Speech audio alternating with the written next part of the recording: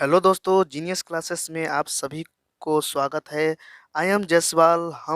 हम सीखेंगे accounting basic या मेरा पहला वीडियो है अकाउंटिंग से रिलेटेड और मेरे बाकी के वीडियो एजुकेशन और अकाउंटिंग के रिलेटेड होंगे। उसके बेसिक और एडवांस से ये मेरा वीडियो उन सभी लोगों के लिए है जो कॉमर्स स्ट्रीम के स्टूडेंट है या अकाउंटिंग सीखना चाहता है।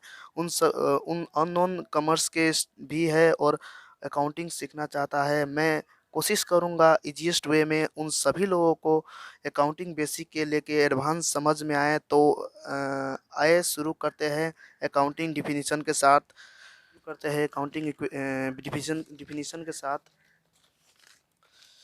तो according to Aryan Anthony, accounting equation is the art of recording, classifying, and summarizing in a significant manners and in terms of money, transaction, and event which are in part at least of a financial character and interpreting the result thereof.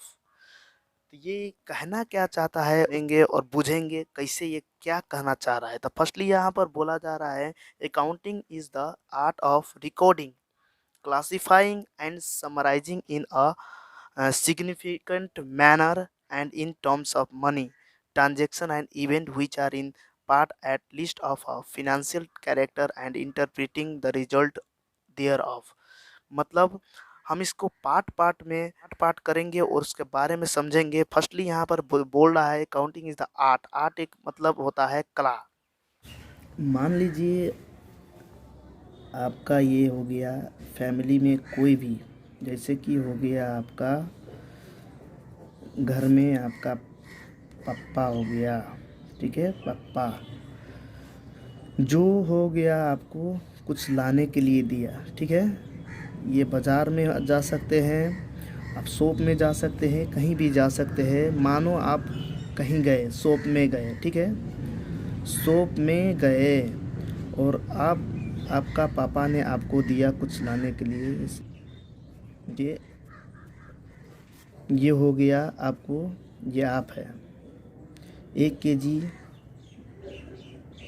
Coriander, ठीक है। मानो 5 kg coriander coriander 10 kg sugar, 5 kg बनाना, 2 kg Apple, ठीक है। तो 5 kg coriander 10 kg sugar, 5 kg बनाना, 2 kg Apple, ये एक सूची था आप जो लेके आए, ठीक है। तो ये आपको दिया था एक झोला, इसमें आप सब ये लेके आए, ठीक है। ये झोला में आप जो लेके आए हैं, जो 5 kg coriander, 10 kg sugar, 5 kg बनाना और 2 kg एप्पल, जो हो गया आपका, जो ये सामान हो गया, ठीक है। ये सामान हो गया, ठीक है। जब तो आप घर आए तो आपके पापा ने बोला कि आपको ये ये 5 kg ये सब एक ही झोला में क्यों लाया। जो सामान आप लाने गए हैं उसका जो रिकॉर्ड करते हैं, 5 kg, 10 kg, 5 kg, 2 kg, जो लाना चाहते हैं उसको रिकॉर्डिंग कहते हैं, ठीक है। जो सामान है उसको, जो सामान है उसको जो अलग अलग दिशा में हम जो अलग अलग ठाव में रखते हैं, लिखते हैं, रखते हैं, उसको हम क्लासिफाइंग करते हैं, ठीक है। जो अलग अलग जो जगह होता है, जैसे कि हम क्लासिफाइंग और समराइजिंग में पहले बुझे। क्लासिफाइंग का मतलब होता है क्लासिफाइंग, क्लासिफाई कर देना। ये है क्लासिफाइंग का मतलब बुझते हैं और समराइजिंग का मतलब बुझते हैं, ठीक है। समराइजिंग का मतलब बुझते हैं, ठीक है। तो क्लासिफाइंग का मतलब इतना ही होता है कि हम लोग कोरिएंडर, शुगर, बनाना, एप्पल को अलग अलग कर देना, ठीक है। इसका मतलब हो गया क्लासिफाइंग, ठीक है। अलग अलग जो कर देते हैं, 5 kg कोरिएंडर, 10 kg शुगर और 5 kg बनाना, ये 2 kg एप्पल, ये हो गया आपका क्लासिफाइंग, ठीक है। और ये कोरिएंडर चाहिए क्या होता है कि अलग अलग तो कर दिए, क्लासीफाई तो कर दिए। इसको चाहे कोरिएंडर को चाहे कोई डिब्बा में रखेंगे, ठीक है। उसके साथ शुगर को हम लोग डिब्बा में रखेंगे, वो डिब्बा हो चाहे कोई भी जगह पे हम जो रखते हैं उसको हम समराइजिंग कहते हैं, ठीक है। एंड बोल रहा है इसके बाद in a significant manner. Significant manner का मतलब होता है कि इम्पोर्टेंट, महत्वपूर्ण तरीका से जो हम लोग रखते हैं इन टर्म्स ऑफ मनी।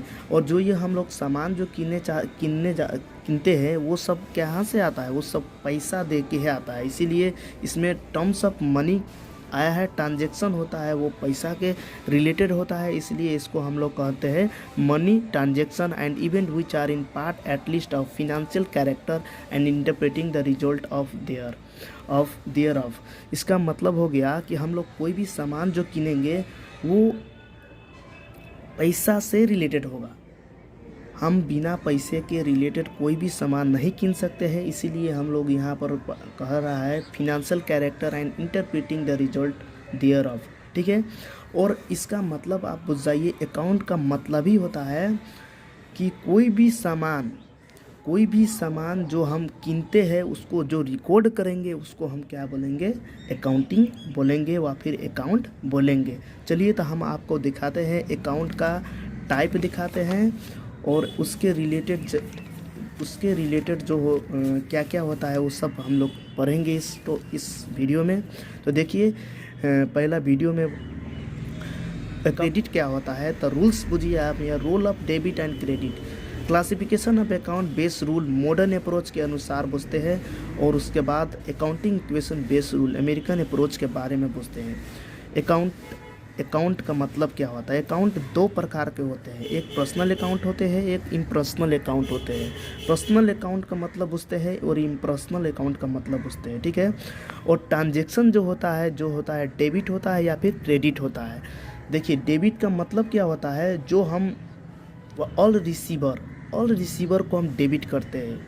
जो लेने वाला व्यक्ति होता है उसको हम डेबिट बोलते हैं, जो देने वाला व्यक्ति होता है उसको हम क्या कहते हैं, क्रेडिट कहते हैं। इसका मतलब हो गया रिसीवर जो हो गया वो हो गया डेबिट, ये गिवर हो गया जो हो गया क्रेडिट हो गया, ठीक है। जो ऑल रिसीवर जो हो गया डेबिट हो गया, ऑल गिवर जो हो गया वो क्रेडिट हो गया। तो देखिए यहाँ पर पहला बोल रहा है अकाउंट का दो टाइप होता है, वो है पर्सनल अकाउंट होता है और इम्पर्सनल अकाउंट होता है। पर्सनल अकाउंट का बाद में हम देखेंगे पर्सनल अकाउंट का मतलब क्या होता है, और इम्पर्सनल अकाउंट का पे देखिए यहाँ पर। पर्सनल अकाउंट को हम नेचुरल पर्सनल अकाउंट बोल सकते हैं, आर्टिफिशियल पर्सनल अकाउंट बोल सकते हैं, personal account, representative personal account, तीनों तरह से हम बोल सकते हैं। ये तीनों नाम चाहे पर्सनल अकाउंट का ही है। और देखिए यहाँ पर इम्पर्सनल अकाउंट को दो भाग में बांटा गया है, वो है रियल अकाउंट और एक नॉमिनल अकाउंट है। पर्सनल अकाउंट का मतलब होता है the account which is related to the name of person and organisation. देखिए कोई भी राम हो गया, श्याम हो गया, हरि हो गया, गोपाल हो गया, गिरीलैंड हो गया, जेसिस हो गया, सरलाही हो गया, ये सब क्या हो गया, एक संस्था का नाम है। और ये राम श्याम हो गया वो है पर्सन का नाम, ये सब चाहे वो सब आता है, ये पर्सनल अकाउंट में आता है, ठीक है। जो भी पर्सन का नाम और ऑर्गेनाइजेशन का नाम आता है वो है पर्सनल अकाउंट हो गया। और इम्पर्सनल अकाउंट का मतलब हो गया एक पर्सन का नाम और ऑर्गेनाइजेशन के नाम छोड़ के। यहाँ पर the account which is treated other than personal account it is called impersonal account. जो पर्सन और ऑर्गेनाइजेशन दोनों के छोड़ के बाकी जो होता है उसको हम इम्पर्सनल अकाउंट बोलते हैं, इसीलिए उसको दो भाग में बांटा गया है। उसका नाम है रियल अकाउंट और नॉमिनल अकाउंट। तो देखिए यहाँ पर इसका रूल्स भी है दिया हुआ, all receiver are debit, all giver are credit, जो कि हम पहले ही बोल चुका हूँ। ऑल रिसीवर होता है जो डेबिट होता है, ऑल गिवर होता है वो क्रेडिट होता है। रियल अकाउंट का मतलब पूछते हैं the account which is treated to name of goods और assets it is called real account. जो भी गुड्स मतलब सामान होता है, एसेट्स मतलब होता है संपत्ति होता है, ठीक है।